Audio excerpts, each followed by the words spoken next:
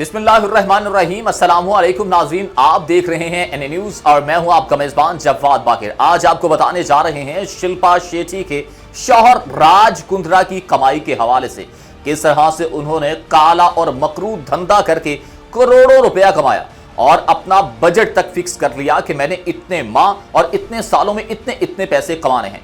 जाहिर सी बात है, इस तरह का काम है वो अकेला तो इंसान कर नहीं सकता, पूरी टीम की जरूरत होती है।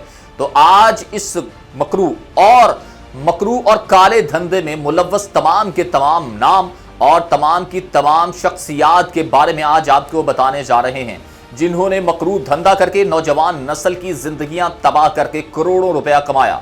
शिल्पा शेट्टी के शौहर की सबसे पहले बात करते हैं, जिनका नाम तो होना चाहिए था Guinness book of world record में। हर इंसान नाज़रीन कोई ना कोई ख्वाब देखता है कि मैं शोहरत कमाऊं, नाम कमाऊं, दौलत कमाऊं, पैसा कमाऊं और मैं इल्म की दौलत से माला माल हो जाऊं। मेरी औलाद है वो आसानी से जिंदगी गुजारे, कोठी बंगला कार ये सब कुछ हो।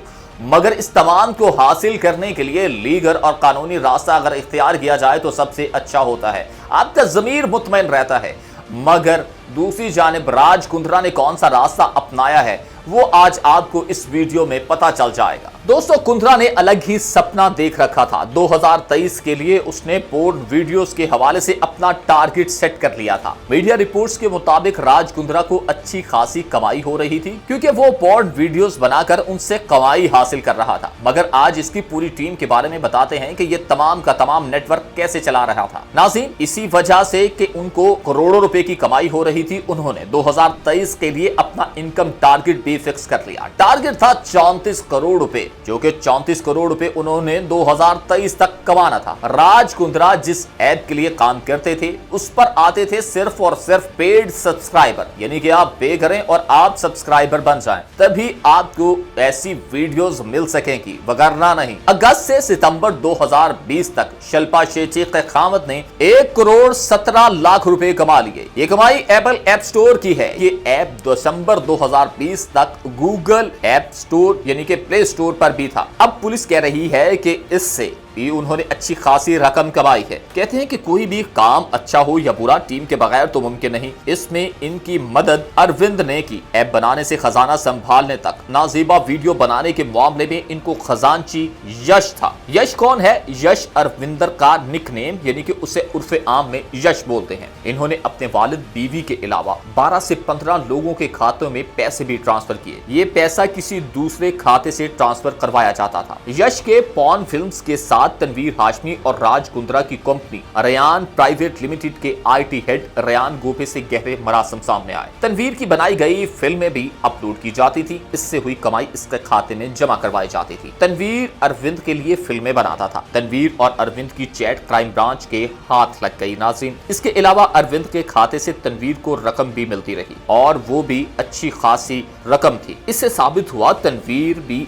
अरविंद के लिए काम को लेकर आगे बढ़ने के लिए बड़ा सरगर्म था। रयान भारत में रहकर अरविंद के टिप्स पर फिल्में अपलोड करता था और 24 घंटे तकनीकी मदद भी फराहम करता था। उत्तर प्रदेश के बैंक में भी इनका अकाउंट है, जो कि क्राइम ब्रांच की सिफारिशात पर फ्रीज कर दिया गया है, मुंजमद कर दिया गया है। मतलब अब वहां से कोई भी ट्रांजैक्शन नहीं हो सकती। इस अकाउंट में 73,87,000 रुपए जमा है। अब यहाँ से इनके बीवी यानी कि अरविंद की बीवी के खाते में भी पैसे जाते हैं। बताते हैं कि अरविंद का एक ऐप ऐसा भी है जो 24 घंटे लाइव रहता है। इसमें लड़कियां आकर लाइव चैट करती हैं और बेहुदा हरकतें, नाजीबा हरकतें करके दूसरे लोगों को भी खराब करती हैं और कई लाखों पैसे कमाती हैं। अब नाज़रीन, समझने वाली कुछ बातें हैं जिसमें आपके होश उड़ जाएंगे। हॉट शॉट्स के अलावा एक और ऐप भी इन दोनों ऐप्स को बंद कर दिया गया। गूगल प्ले स्टोर और एप्पल स्टोर से भी ये ऐप को हटा दिया गया। इसके बाद 2 नए ऐप तैयार। कुंद्रा के मामले में खास अरविंद के हवाले से नई बात सामने आई है। मुंबई क्राइम ब्रांच ने दावा किया है कि पॉर्नोग्राफी मामले में अरविंद उर्फ यश ने सिंगापुर में रहकर इंटेलिजेंस ब्यूरो के एक ओहदेदार को भी इस धंधे में फंसा लिया। सन 2005 में यही ओहदेदार की अरविंद के साथ याहू मैसेंजर पर दोस्ती हुई और दोस्ती बढ़ती चली गई। अब 2017 आ गया। 2017 में इस ओहदेदार का तबादला गोपाल हो चुका था,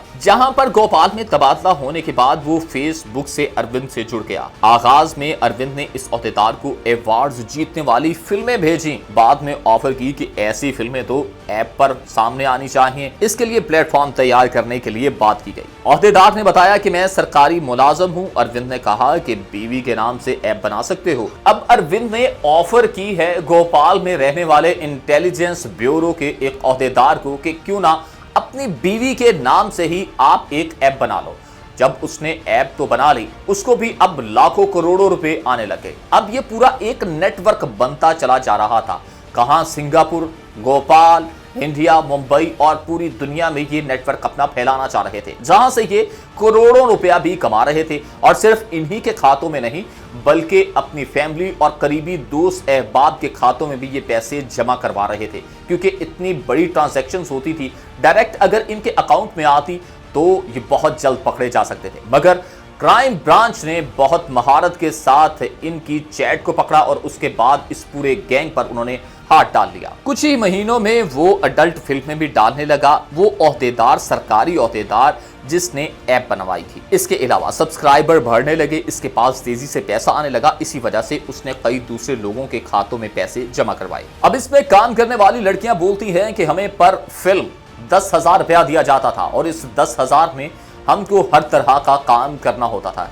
ऐसा काम जो कि मैं ऑन कैम आप तो नहीं बता सकता। आपको बताएं कि इतनी बेहुदा नाजीबा फिल्में बनाकर अपलोड की जाती थी और वो लड़कियां इस तरह के काम करती थी कि आप सुनकर भी शर्मा जाएं, देखना तो फिर दूर की बात है। अरविंद्रा सिंगापुर में कुंद्रा की दूसरी कंपनी न्यू फ्लिक्स का काम भी देखता था, जहां से अच्छी खासी कमाई आती थी। जनवरी 2021 में जब कुंद्रा पर FIR हुई तो अरविंद्रा ने फौरन दूसरी वेबसाइट बना ली थी और वहां से पैसे कमाने लगा। बताते हैं कि अरविंद्रा ने एक डोमेन भी बुक करवा रखा है। 14 अगस्त 2018 को अरविंद्रा का पासपोर्ट भी गोपाल से बना था। जैसा कि आपने इस वीडियो में जाना कि इस नेटवर्क में कौन कौन से लोग शामिल हैं।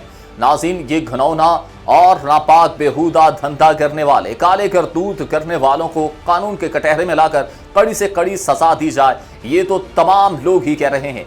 मगर देखा यह जाए कि शिल्पा शेट्टी के खामदे नामदार जो कि कैसे मकरू धंधे में मुलव्वस रहे और कितना बड़ा नेटवर्क बना लिया है। अब मजीद क्राइम ब्रांच इस तहकीक में लगी हुई है और इंटेरोगेशन जारी है कि और कौन कौन लोग इस मकरू धंधे में शामिल हैं और किन किन लोगों के जरिए से ये आगे अपलोडिंग करते थे और ये अपने धंधे को फैला रहे थे। अपनी कीमती राय का इजहार आप कमेंट बॉक्स में कर सकते हैं। इसके साथ ही अपने मेजबान जवाद बाकिर को दीजिएगा इजाजत। अल्लाह निगहबान।